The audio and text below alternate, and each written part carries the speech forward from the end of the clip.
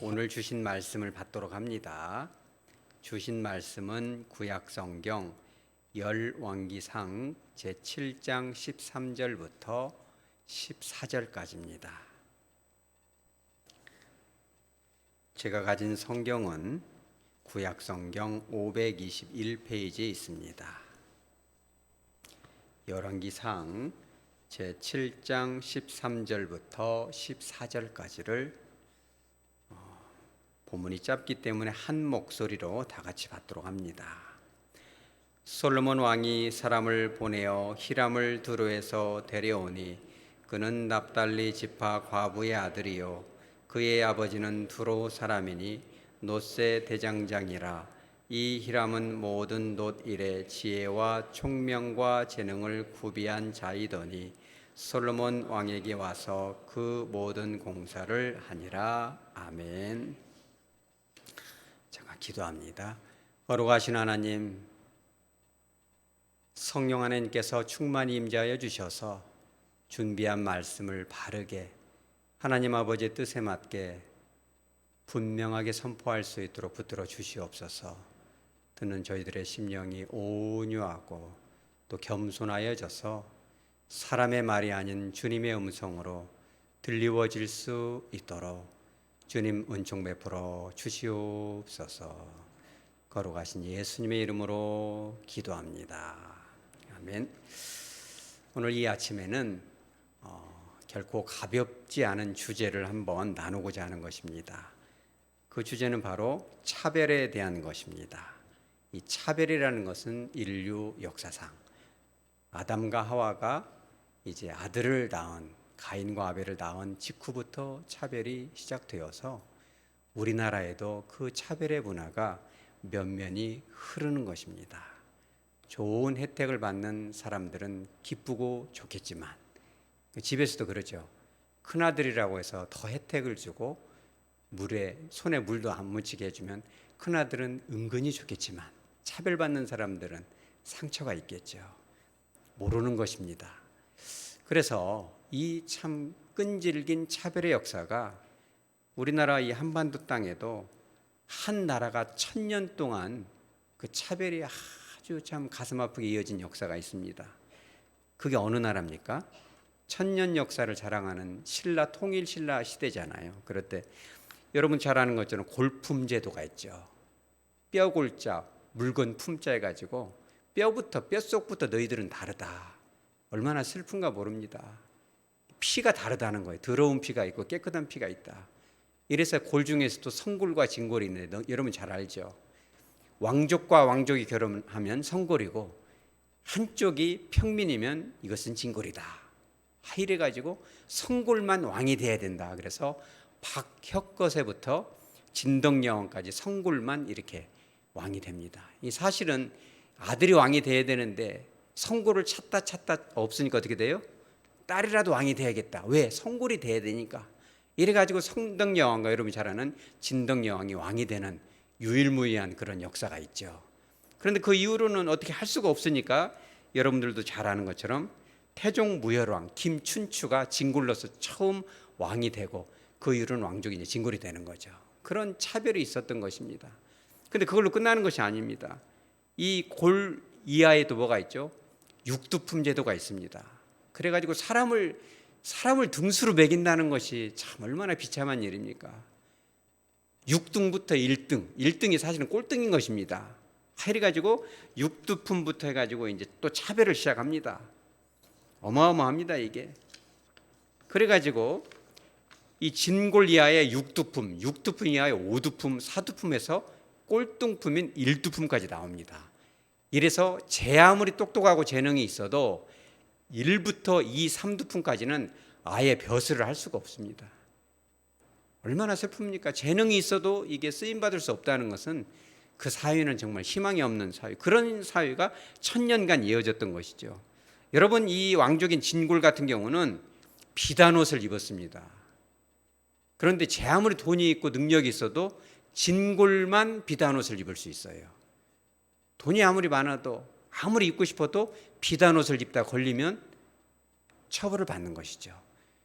근데 그 사회가 이 신분에 따라서 입는 옷의 색깔까지도 간여했어요. 심지어는 목걸이나 반지의 크기, 모양, 재료까지도 간섭이 됩니다. 얼마나 슬픈가 모릅니다. 이래가지고 이 관등을 1등부터 17등, 1등인 이벌찬부터 17등인 조이까지 있는데 이 관등, 이 벼슬 자체도 혈통에 따라서 제한을 둡니다. 이래가지고 진골인 왕족들은 무제한으로 승진을 할 수가 있어서 1등급인 일관등이 이벌천까지 올라가고 그들은 심지어는 왕도 될 수 있어요. 그러나 왕족이 아닌 두품 중에서 이 두품도 참 웃기는 단어예요. 왜냐하면 머리도 자 물건 품지 않은 겁니다. 사람을 품을 매기는 거예요. 물건처럼. 얼마나 슬픈 역사인지 모릅니다. 이래가지고 그래도 이 두품 중에 최고의 두품이 육두품이잖아요. 이 사람들 빨간색 옷을 입을 수 있습니다. 그러니까 빨간색 옷을 입으면 왕족은 아니지만 최고의 사람이다. 하이래 가지고 육두품을 뭐라고 하냐면 득난이다. 그렇죠? 그 사람들도 불만이 많죠. 여러분도 잘 알지만 최치원이라는 사람이 득난이잖아요. 이 단어를 사용한 사람인데 그 시대 통일신라 시대 최고의 이 지식자이고 엄청난 사람임에도 불구하고 6등급인 아찬까지밖에 못 올라가요. 그러니까 그 아픔을 글로 많이 남겼어요.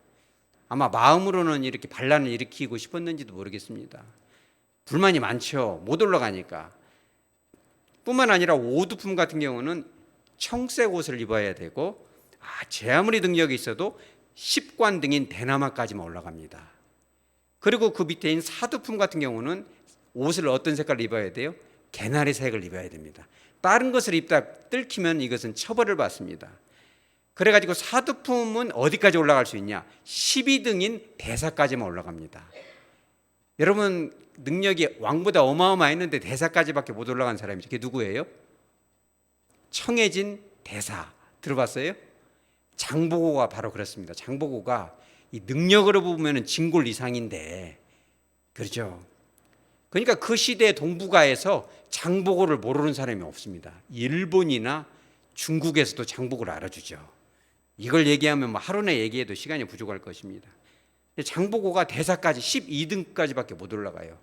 그러나 왕보다도 인품이 있고 부하들이 그를 사랑했기 때문에 장보고는 해상 왕이다. 너는 따로 필요가 없다. 네가 뺏긴 금메달 우리가 돈 모아서 만들어 줄게 라는 것이 해상 왕이거든요. 장보고도 사연이 많습니다. 그렇죠. 신라 통일 신라를 위해서 목숨을 걸었는데 약속을 했거든요. 네가 도와주면 네 딸을 왕비로 데려가겠다. 약속을 했는데 안 지킵니다. 갑자기 왕이 죽어버립니다. 아들한테 그러죠. 그러면 네가라도 내 딸을 데려가라. 약속을 하고 안 지킵니다. 이래가지고 이 장보고가 반란을 일으켰다 해가지고 염장이라는 살수를 보내서 죽입니다.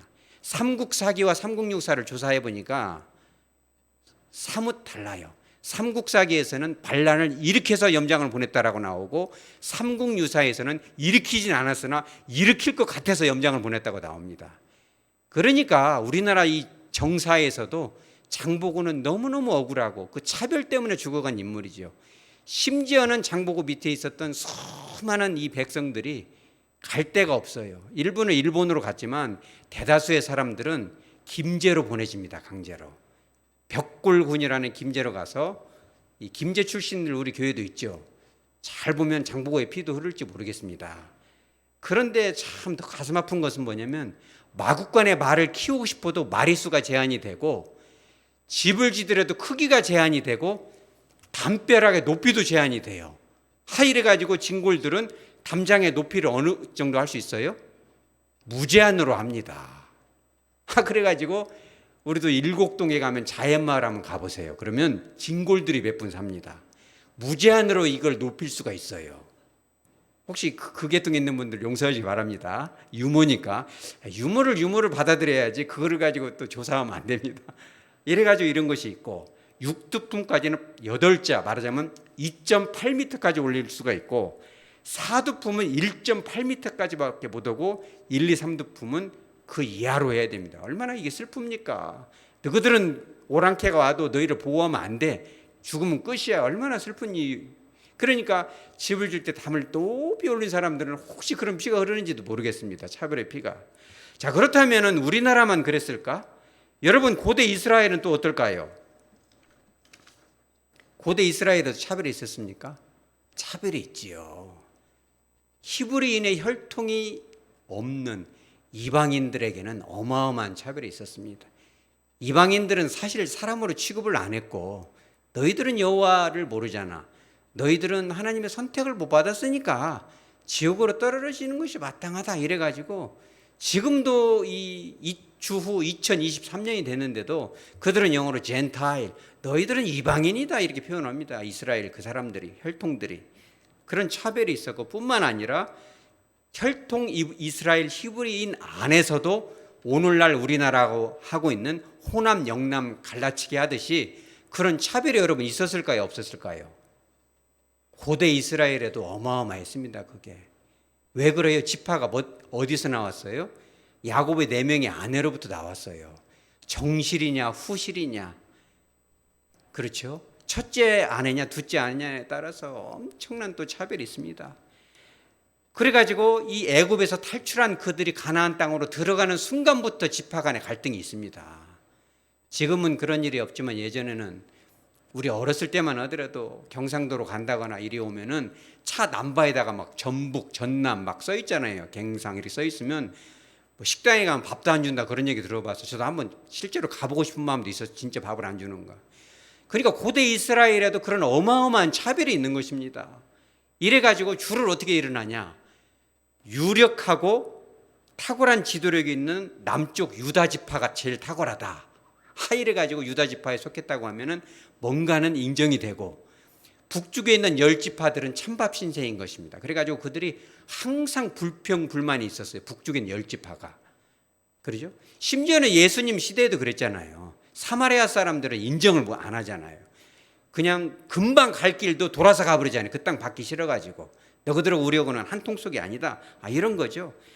그러니까 다윗 왕이 그런 것을 알고 하나님께서 그 다윗에 그런 마음을 줬거든요. 차별을 하면 안 된다. 이래가지고 원래 이 수도가 헤브론이었는데 중립적인 도시인 예루살렘을 서울로 딱 정합니다. 이러면 조금 말하자면 이 차별이 해소가 되겠는가? 그 다윗의 마음이 정말 하나님의 뜻에 딱 섰던 건 뭐냐면, 이 다윗에게 이 배반을 했던 아들인 압살롬이 사실은 왜 이 권력을 금방 잡았는지 아세요? 다윗을 싫어했던 다윗이 통일 이스라엘의 왕임에도 불구하고 북쪽 10지파는 살짝 감정이 안 좋은 상황이었어요. 근데 그것을 누가 부추겨요? 압살롬이 부추기기 시작합니다. 너희들 속상했지 이러면서 그래 하면서 다 그거를 경청을 해주니까 압살롬의 편에 10지파가 딱 섭니다. 그런데 그 반란이 진압이 돼야 안 돼요? 진압이 됩니다. 그런데 다윗이 진압을 하고 나서 어떻게 해야 돼요? 이제는 정치적인 보복을 해야죠. 우리나라도 지금 그럽니까? 안 그럽니까? 대통령이 바뀌면 뭐부터 해야 돼요? 정치적 보복부터 해야 하잖아요. 어느 당이든 마찬가지입니다. 정치적 보복을 통해서 명분을 만들어서 쳐내야죠. 근데 다윗이 그걸 합니까? 안 합니까? 안 합니다. 다윗이 얼마나 그런 마음이 있었겠어요. 이것을 탁 하고 싶었는데 정말 끝까지 그걸 다 품고 포용하면, 왜?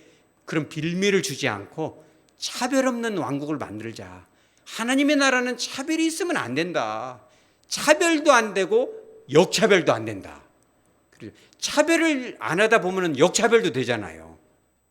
이쁜 사람을 더 미워해 버린다거나 이런 것도 있을 수 있는 것입니다. 그래서 다윗이 어마어마한 그런 노력을 했는데 그 아들이 누구예요? 솔로몬이 그것을 잘 이어갔으면 좋은데, 솔로몬이 처음에는 참 잘했습니다. 지혜가 있고. 그런데 좀 지나니까는 다윗 왕 때 다윗 왕을 섬겼던 신하들 말을 들었으면 좋은데, 인제맛 고생도 안 해본 젊은 신하들이 저것들 그냥 북쪽 지파 버려져서 고쳐줘야 됩니다 이러니까는 행정구역부터도 북쪽 지파를 아주 불리하게 해버립니다. 그리고 과세 정책도 북쪽은 아주 불리하게 하니까 너무너무 이 북쪽 지파가 화가 나니까 어떻게 돼요? 북쪽 지파 안에서도 차별이 있습니까? 없습니까? 그 안에도 차별이 있어요. 요셉의 원래는 차남인데 에브라임 지파쯤 되어야 끝발이 있는 거예요. 이래가지고 에브라임 지파냐 아니냐에 따라서도 북쪽 지파 안에서도 또 차별이 있거든요. 그래가지고 솔로몬이 이렇게 이 불평등한 것을 하니까 이 차별에 분노해서 에브라임 지파에 누가? 여로보암이 반란을 해서, 그래서 남과 북이 이렇게 분열이 된 거거든요. 우리나라가 이런 차별의 문화가 있었다는 겁니다. 자, 그러면은 이런 차별이 예수님 시대 그리고 초대교회에는 있었을까요? 없었을까요? 있었죠. 한번 보여주세요. 야고보서 2장 1절. 이 야고보서는 예수님의 12제자인 야고보가 아니라 예수님의 친동생인 야고보인 것입니다. 이 야고보가 뭐라고 썼어요? 1절에, 2장 1절에 사람을 뭐하지 마라? 차별하에 대하지 말라. 그리고 2절에 뭐라고, 3절에 뭐라고 나와 있어요? 아름다운 옷을 입으면 어떻게 한다? 여기 좋은 자리에 앉으소서 한다. 2000년 전에도 그런 것이 있고, 또 가난한 자가 오면 뭐라고 한다? 너는 거기 서 있든지 내 발등상 아래 앉으라. 이런 것이 있어요. 여러분, 그 시대 초대교회 예수님이 누군지를 두 눈으로 직접 본 그들도 이런 차별이 그 안에 있었다는 거예요. 그죠? 그래서 야고보서 2장 4절에 또 뭐라고 나옵니까? 너희끼리 서로 차별하였다. 이 차별은 서로 차별을 했다는 거예요. 그죠? 그러면서 9절에 그것을 뭘로 규정합니까? 주님이 만일 너희가 사람을 차별하에 대하면 뭐 하는 것이다? 죄를 짓는 것이다. 여러분, 차별하는 것은 죄를 짓는 것입니다. 그것은 여러분뿐만 아니라 저도 마찬가지예요. 그래서 제가 여러분들한테 말씀드리는 겁니다. 담임 목사로서, 또 집에서는 가장으로서, 또 엄마로서, 아빠로서, 회사에서는 사장님으로서 차별하기가 쉬워요, 어려워요? 차별하기 쉬운 겁니다. 왜 그러겠어요? 잘하는 사람은 이쁠 수밖에 없는 거고, 안 하고 궁시렁궁시렁 하면 미울 수밖에 없는 거죠. 이게 인지상정, 사람 마음 다 그런 거예요. 어떻게 예쁜 사람이 안 이쁠 수가 있겠어요? 그러함에도 불구하고 이 차별을 하나님께서 싫어하신다는 거예요. 그죠? 그런 것들을 잘 해야만이 다윗 왕이 했던 것처럼 천국에 가서야 그것이 끝나겠지만, 우리는 최선을 다해서 가정 안에서도 차별 없이 하라는 것입니다. 여러분, 그렇게 하시기 바랍니다. 자녀들에게도 그렇게 해요. 큰 딸이라고 더 잘해주고, 작은 딸은 좀 막둥아 하면서 그냥 함부로 대해버리고. 여러분, 그런 단어도 쓰지 마시기 바랍니다. 나이가 먹었는데도, 환갑 지났는데도 막둥아? 어디가 막둥아예요? 우리 따라서죠. 막둥아. 한번 해보세요. 막둥아. 하지 말자. 그렇게 하는가? 그것도 엄청난 차별인 겁니다. 어른이 되고 인물이 됐으면 그에 맞게 이름을 차라리 불러주든지 존중이 돼야 되는 거죠. 그렇죠? 그런데 이런 차별의 문화가 지금 현재 이 한국 교회 공동체 안에는 없을까? 혹은 하백교회 안에는 있지 않을까라는 것이 오늘 저와 여러분의 고민이고, 또 하나님 아버지의 뜻인 것입니다. 자, 오늘 성경 본문에 그런 것이 나옵니다. 엄청난 차별을 받았던 한 인물이 나와요. 그게 누구예요? 14절에 나옵니다. 납달리 지파의 누구? 이름은 나오지 않지만 과부라고 나옵니다. 이 납달리 지파의 과부가 왜 차별을 받았냐면, 첫째는 그거예요. 오늘 본문에는 납달리 지파의 여인이다라고 나오지만 역대하 2장 14절에 보면 이렇게 나와요. 납달리 지파라고 안 나오고 단 지파의 여인 중에 하나다라고 나와요. 그거 참 슬픈 거죠. 지금도 그럽니다. 사실은 이 말하자면 호남 지역이나 경상도 지역에서 서울 수도권으로는 많이 진출을 해도 영남과 호남 사이에는 잘 왔다 갔다를 잘 안 합니다. 정서가 많이 다르기 때문에 그런 거예요. 그러니까 그러함에도 불구하고 용감하게 오는 분들도 있어요. 뭐 사연도 있을 수 있습니다. 근데 아픔이 있어서 떠나버리는 분들도 되게 많습니다. 어떤 분들은 그래요. 그냥 다 정리하고 제주도 가서 한 10년 좀 살아면 좋겠네. 울릉도로 가버릴까? 이민을 가야 되겠네. 이런 사람도 있습니다. 지금도 그런데 그 시대에 고대 이스라엘에는 지파 안에서 결혼을 많이 합니다. 그러니까 여기 나와 있는 납달리 지파의 과부는 학자의 의견은 여러 가지가 있지만 결국은 단지파 소속이었는데 납달리 남편을 만났는지도 모르고, 납달리 지파인데 단 지역으로만 가서 결혼했는지 모르겠지만 어쨌든 간에 지역에 이동을 한 거예요. 사람은 움직이는 걸 싫어합니다. 그 젊은 여인이, 어린 여인이 지역을 이동했을 때는 그만한 사연이 있다는 거예요. 그런데 그걸로 끝이 아닙니다. 이 여인의 지파가 어느 지파예요? 납달리 지파죠.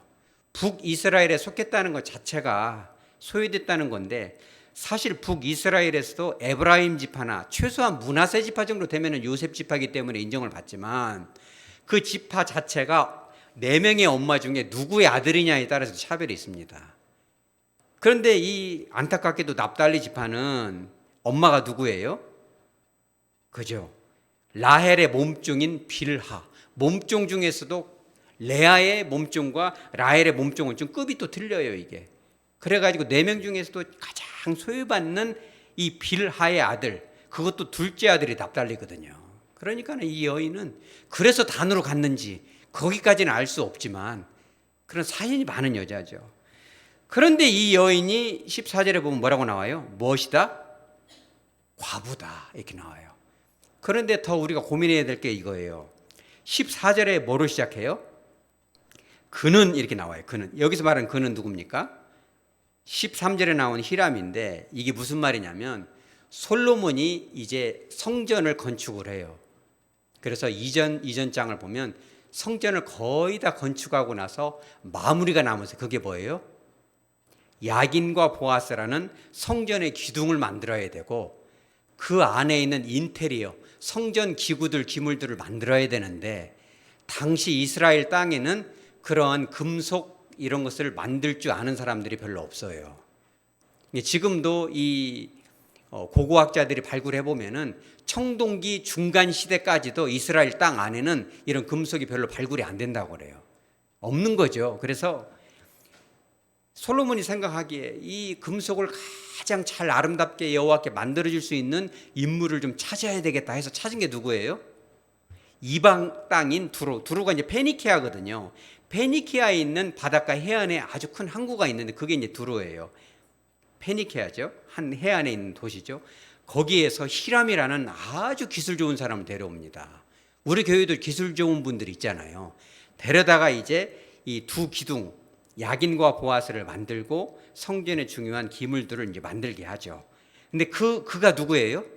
납달리 지파 과부의 아들이다, 이렇게 나오는데 그는 또 누구라고 나와요? 14절에 그의 아버지는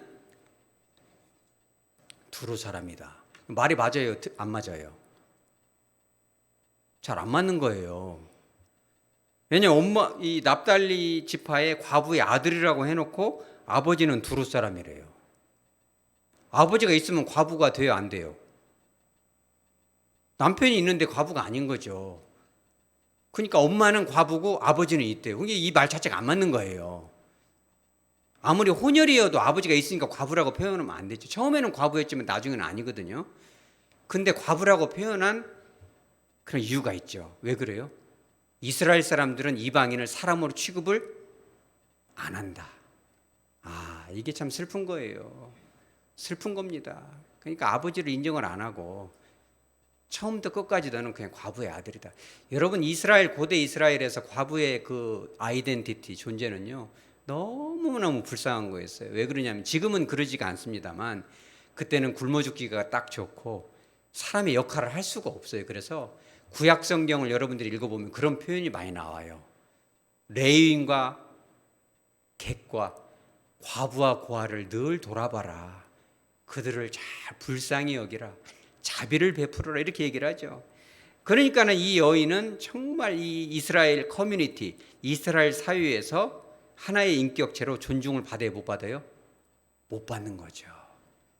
뿐만 아니라 사실 과부가 됐으면 이스라엘 그 시대, 고대 그 시대에도 그 여인을 누가 취해야 돼요, 사실은. 아내로 삼아야 됩니다.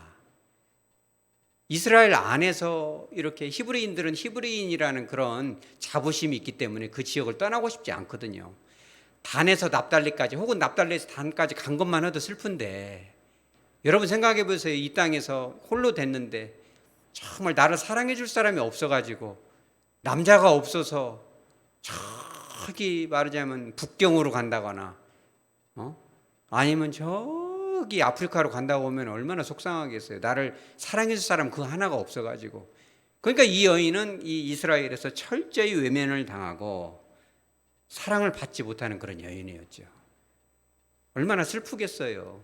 남편이 죽어서 홀로 된 것도 서럽고 무시당하는 것도 서러운데 나를 정말 거두어줄 한 남자가 이스라엘 땅에 없다는 게. 근데 그를 누가 거두어요? 두루 사람인 히람의 그 아버지가 이 여인을 딱 거두죠. 그리고 사실 이스라엘 땅에서 살고 싶었는지도 모르죠. 그런데 인정을 못 받으니까 어디로 갑니까? 그냥 외국으로 가버립니다. 어쩔 수 없이 가는 거죠. 그러니까 이 히람의 어머니는 어마어마한 그런 마음의 상처를 가지고 있었죠. 여러분, 이게 참 중요합니다. 아이들이 성장할 때 그 아이들의 이 내면은 누구의 지배를 받아요? 엄마의 지배를 받아요. 엄마의 감정과 정서가 불안하면 애들이 너무너무 불안할 수밖에 없어요.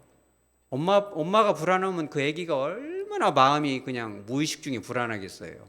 엄마가 슬프고 흐느끼고 그러면 아기가 정상적인 생활을 할 수가 없는 거죠. 그러니까 이 히람이라는 이 한 사람은 어렸을 때부터 그 엄마의 그 눈물과 아픔과 상처를 고스란히 물려받은, 지금으로 말하면 다문화 가정인 거죠. 여러분, 라이따이안이라는 말 들어봤어요? 그것도 참 슬픈 겁니다. 베트남 전쟁 때 우리나라 사람들이 거길 갔잖아요. 어떤 형태로든 아기가 태어나요. 그럼 그 아이는 베트남 사람이 한국 사람이에요. 이건 제 말이 아니고 인터뷰에 나왔어요. 베트남 사람들은 그 여자 아이를 너는 한국 사람이다, 가라. 그래서 소속이 될 수가 없어요. 그 커뮤니티, 그 공동체에. 한국에 오면은 그들을 뭐라고 그래요? 너는 베트남 사람이니까 가라. 너 그 아버지는 결혼해서 다른 살림이 있으니까. 그래서 이 아이는 그때로 말하면 히람처럼 히브리 사람도 아니고 두루 사람도 아니고 뭣도 아닌 사람이 돼버리는 거예요. 어디에도 소속될 수 없는 그 아픔, 그런 걸 가지고 평생 살았는데, 엄마는 얼마나, 물론 두루의 그 아버지가 기술이 좋아서 먹여 살려서 부유하게 살았는지는 모르지만 평생에 얼마나 고향에 가고 싶겠어요. 그게 단이었는지 납달리였는지 모르지만 고향에 돌아가고 싶고, 친정 오빠하고 밥도 한 끼 먹고 싶고, 그 언니하고 정말 차도 한 잔 마시고, 지금으로 말하면 더울 때 시원한 아메리카노 한 잔 뽑아가지고 언니 어떻게 살았어? 너무 보고 싶었는데. 그러면서도 다른 사람의 따가운 시선 가운데 잠깐 하룻밤 자고 새벽에 떠나야 되는 그런 아픔을 누가 할까요, 여러분? 라이따이안이 그런지 모르겠습니다. 아마 히람이 그랬는지도 모르죠. 어렸을 때부터 차별을 받고, 히브리인도 아니고 두루인도 아니고. 그러나 그러함에도 불구하고 그 혈통적으로는, 이게 고대 이스라엘이 참 묘해요. 왜냐하면 아버지의 혈통의 북의 사유로 따져가지고 지파가 결정되면서도 또 이후에는 목의 중심으로 그 사람의 정체성이 결정되거든요. 이게 되게 희한합니다. 이래가지고 하여간에 이 히람 안에는 엄청난 아픔이 있었는데, 그런 이 모자의 그 마음, 그 감정을 뭐로 표현하면 좋을까요, 여러분? 히브리 사람들을 향한 그 마음을 엄청나게 사랑하면서도 미운 마음을 우리가 뭐라고 그래요? 애증이라고 해요. 이거 참 슬픈 단어입니다. 애증. 엄청나게 그리워하고 사랑하면서도 그만큼 미운 거, 그잖아요. 그러니까 이 납달리 지파의 과부와 히람, 그런 마음이 있죠. 너무 그리우면서도 미웠고, 미우면서도 알게 모르게 보고 싶고, 보고 싶은데 보면 확 피해가고 싶은 그런 마음. 이런 마음을 어떻게 표현할까요? 그런데 그런 마음을 일거에 해소해 준 단어가 있어요. 그게 뭐예요? 13절에 오늘 본문에 나오는데, 솔로몬 왕이 사람을 뭐 했다? 보냈다. 그리고 또 뭐라고 그래요? 히람을 두루에서 어떻게 했다? 데려온다. 이 데려온다라는 단어가 그 모자의 마음을, 애증의 마음을 완전하게 completely 완벽하게 치료를 해줘요. 이 단어가 히브리어로 라카흐라는 단어인데 그냥 데려오다라는 단어가 아니에요. 붙잡다, 떠날라는 사람을 막 붙잡다, 강권하다, 차지하다, 애걸복걸하다, 이런 단어예요. 누가 지금 그렇게 했다는 거예요? 고향 사람이 무시했던 오빠가, 그죠? 함부로 뒤에서 수군거렸던 뒷집 아저씨가 그런 것이 아니라 그 나라의 왕인 누가? 솔로몬이 그렇게 했다는 거예요. 솔로몬이 직접도 하지만 누구한테 부탁해요? 똑같은 이름, 두로의 왕 이름도 히람이거든요. 그것도 희한해요. 이 금속 대장장이도 히람, 두로의 왕도 히람인데 솔로몬이 히람 왕한테 부탁을 해요. 너 그 나라에서 최고의 기술자를 보내달라. 하니까는 히람 왕이 누구한테 가요? 히람한테 가서 네가 좀 가주면 좋겠다. 간절히 부탁해서 데려오는 거예요. 그 단어가 라카흐예요. 여러분 그 마음이 어떨까요? 여러분 생각해 보세요. 우리나라 대통령이 직접 가가지고 베트남에 가서 막 너무 잘못했습니다. 우리는 당해보지 못해서 모르죠.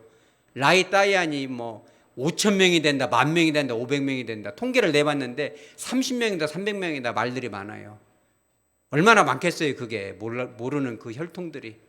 싹 모아놓고 나라의 국무총리와 대통령과 국방부 장관이 가서 간절한 마음으로 절을 하고 무릎을 꿇고 한 10분간 울면서 내가 진짜 잘못했습니다. 우리나라에서 베트남 사람들한테 너무 큰 죄를 졌습니다. 일본이 우리에게 했던 것은 이런 것은 이유가 아닙니다. 우리가 용서가 되겠습니까? 그래서 그들을 데려다가 그중에 정말 힘든 사람을 데려다가 우리나라에 하여튼 뭐 저는 잘 모르지만 뭐 별정직 뭐 그런 공무원을 시켜서라도 먹고 살 수 있도록 뒤를 봐주고 그들이 모여 살 수 있도록 그죠? 이것도 저것도 아니라 이렇게 자유롭게 살 수 있는 별장도 지어주고 그런다면 얼마나 유로가 되겠어요. 여러분 이 라크란 단어가 바로 그런 단어입니다.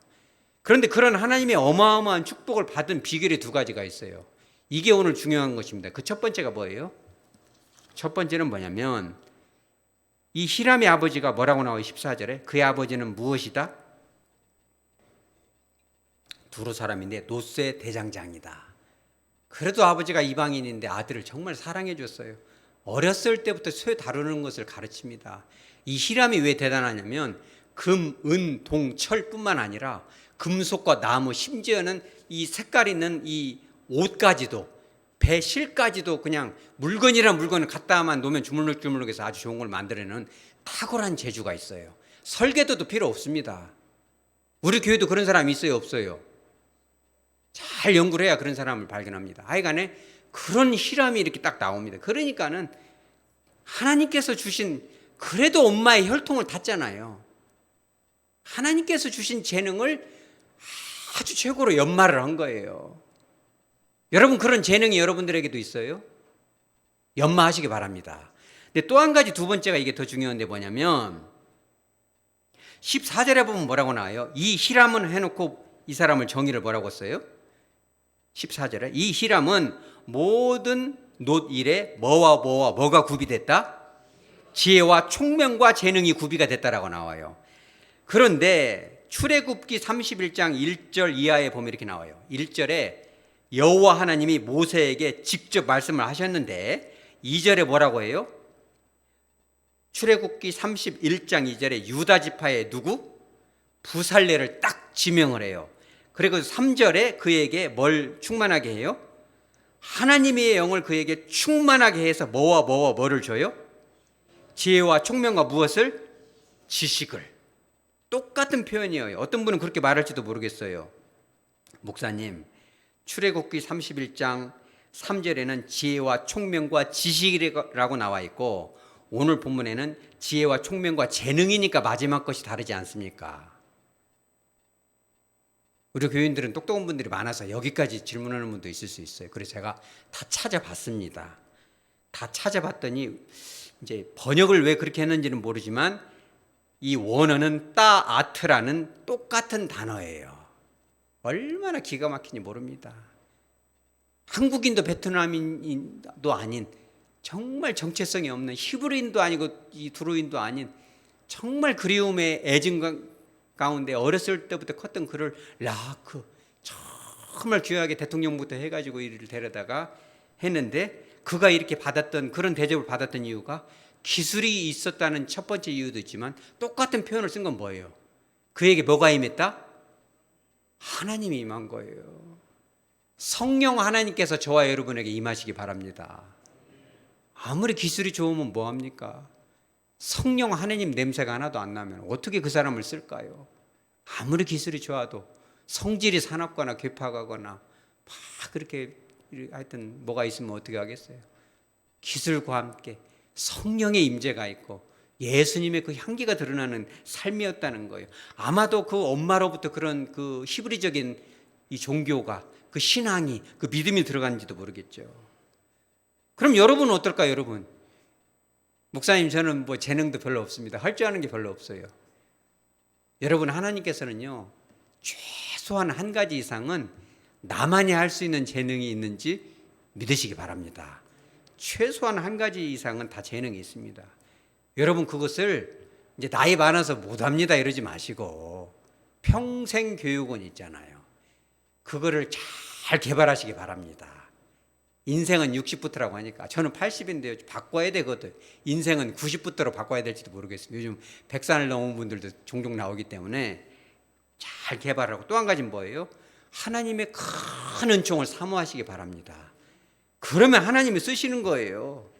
자, 고린도전서 12장 22절 한번 봐보세요. 오늘 띄워주시기 바랍니다. 이렇게 나오잖아요.